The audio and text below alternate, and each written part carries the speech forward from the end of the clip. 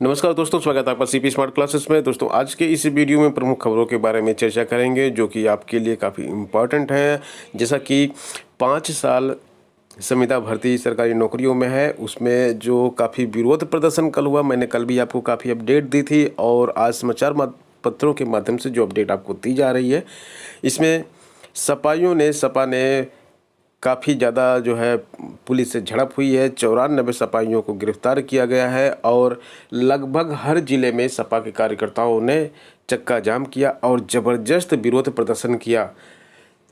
सपा जो है मुख्य विपक्ष की भूमिका में उतरी है और छात्रों के साथ कंधे से कंधा मिला के धरना प्रदर्शन कर रही है, लेकिन पुलिस ने भी खूब जमकर लाठियाँ भांजी है। 94 सपाइयों को गिरफ्तार किया है और इसकी वीडियो भी हैं काफ़ी, जब पुलिस लाठी बरसा रही है। ये यहाँ पे देख सकते हैं आप सिपाहियों की तस्वीरें। यहाँ पे भी काफ़ी पुलिस का यहाँ पे पुलिस साथ साथ चल रही है इनके, और ये प्रतापगढ़ की तरफ रवाना हो रहे हैं सिपाही। यहाँ भी धरना प्रदर्शन कर रहे हैं। लगभग हर जिला और मंडल पे प्रदर्शन किया सिपाहियों ने। बघाड़ा में आत्महत्या करने वाले राजीव पटेल छात्र के समर्थन में छात्र उतरे और कैंडल मार्च निकाला इन्होंने। यहाँ पे संविदा भर्ती के प्रस्ताव को लेकर भी प्रियंका ने सरकार पर निशाना साधा है। कांग्रेस भी पीछे नहीं है, सपा के साथ साथ कांग्रेस भी छात्रों के हित में लड़ रही है। लेकिन एक और विपक्षी पार्टी है बीएसपी, जिसका कहीं पर नामो निशान नहीं है इस मुद्दे पे। बीएसपी ने अभी तक एक भी आधिकारिक बयान नहीं दिया है इस मुद्दे पर, और ना ही वो छात्रों के साथ सड़कों पर आई है। इलाहाबाद विश्वविद्यालय में ऑनलाइन परीक्षा हुई। परीक्षार्थी केवल 782 थे। कापियाँ जो अपलोड हुई हैं वो 2500 कापियाँ अपलोड हो गई हैं और परीक्षार्थी केवल 782 थे।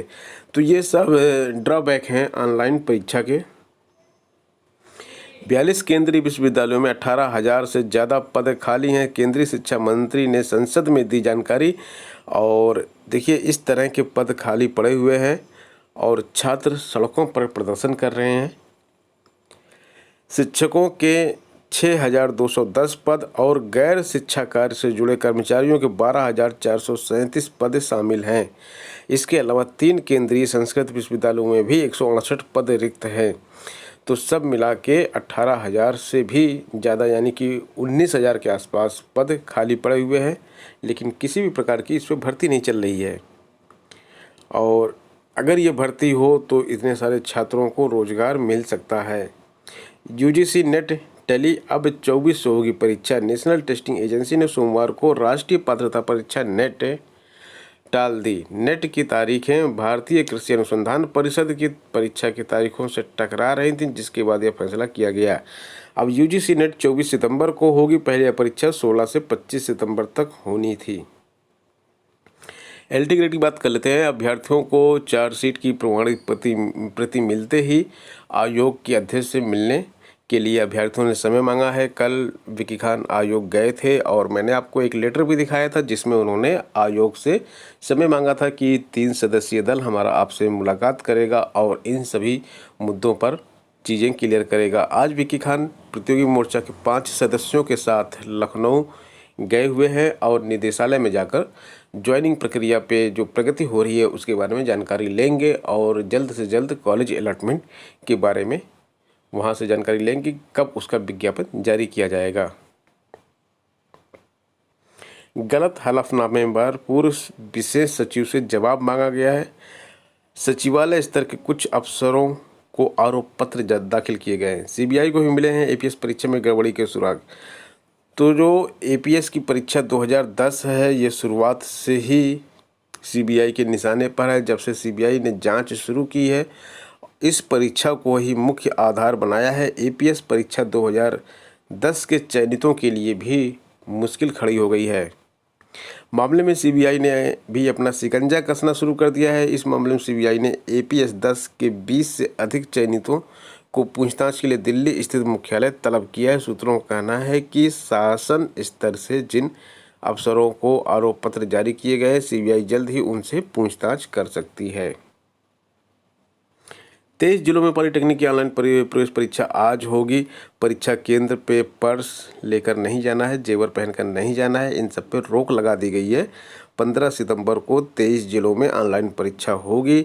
दोनों पालियों में परीक्षा शुरू होने से पहले सभी कक्षे, कंप्यूटर, टेबल व कुर्सी को सैनिटाइज किया जाएगा। अभ्यर्थी को केंद्र में पर्स लेकर जेवर पहनकर आने पर पाबंदी होगी।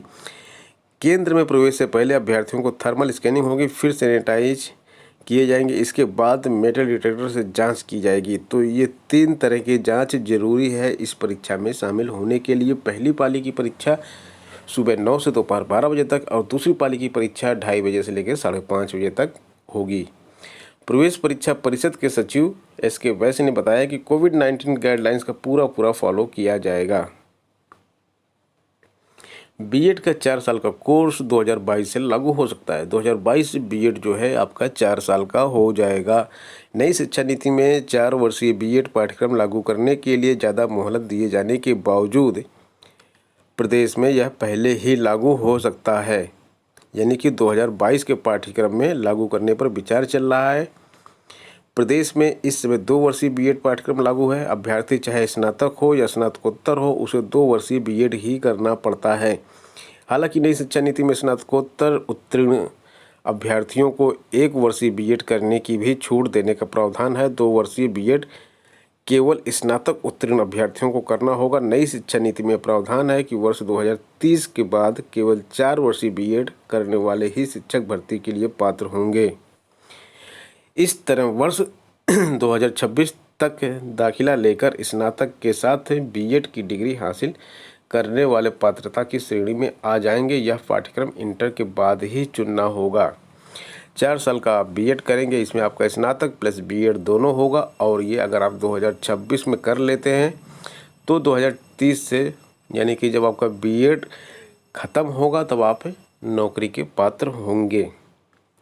दोनों पाठ्यक्रम साथ साथ चलाने चाहिए। स्टीयरिंग कमेटी के एक सदस्य ने बताया कि 4 वर्षीय पाठ्यक्रम संचालित करने की तैयारी पहले से चल रही है।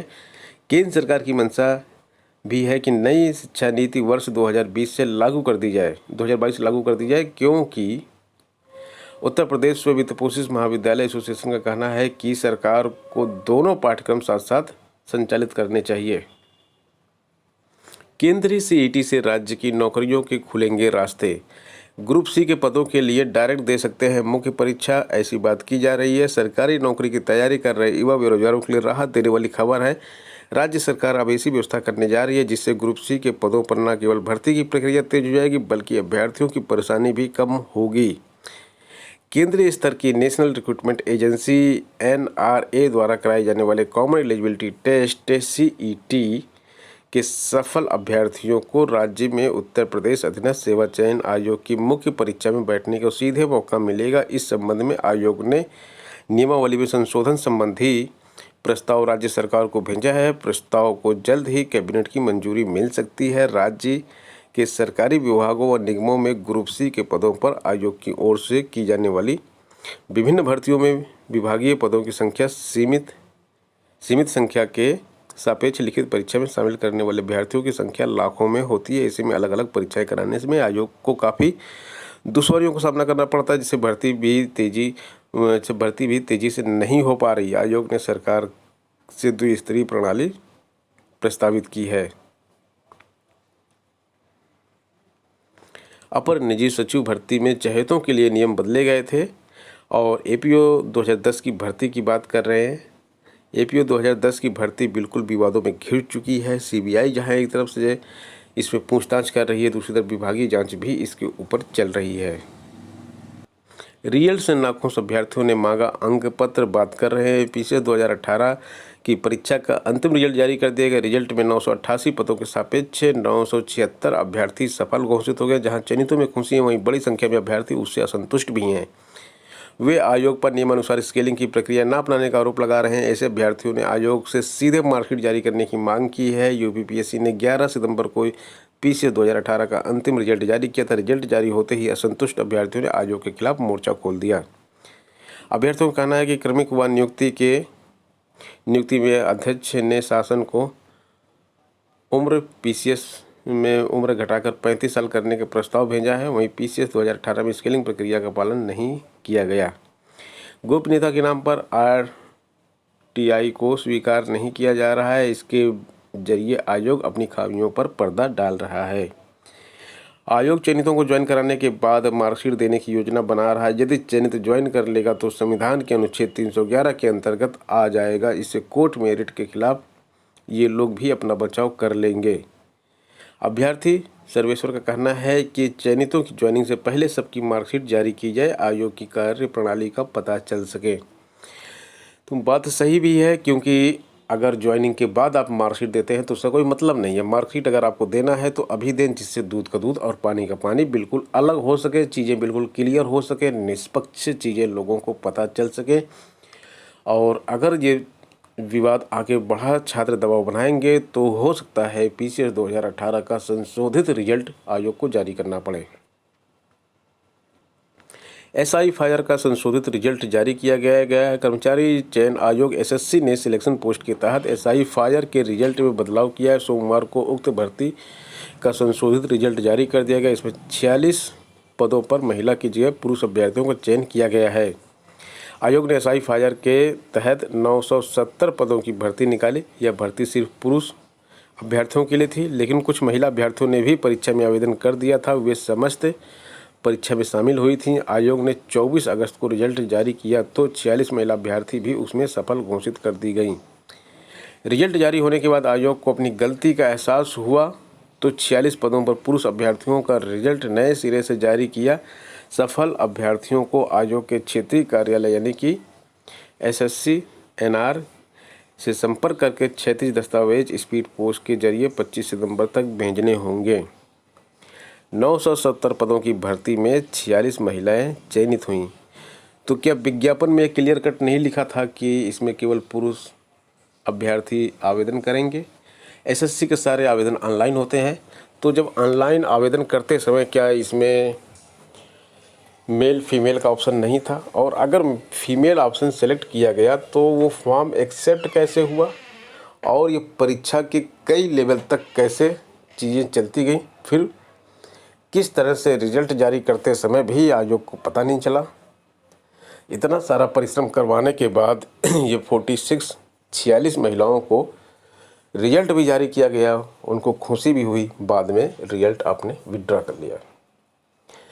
इस तरह की घटनाएं जो होती हैं SSC में नहीं होती हैं। SSC एक रेपुटेटेड संस्था है जो अच्छी तरह से एग्ज़ाम कंडक्ट कराती है और अच्छी तरह से ज्वाइनिंग देती है, समयबद्ध ज्वाइनिंग देती है।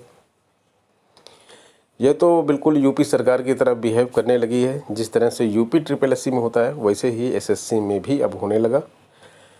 तो खैर दोस्तों, ये थी आज की प्रमुख जानकारियाँ। मिलते हैं नेक्स्ट वीडियो में कुछ नई अपडेट के साथ। धन्यवाद।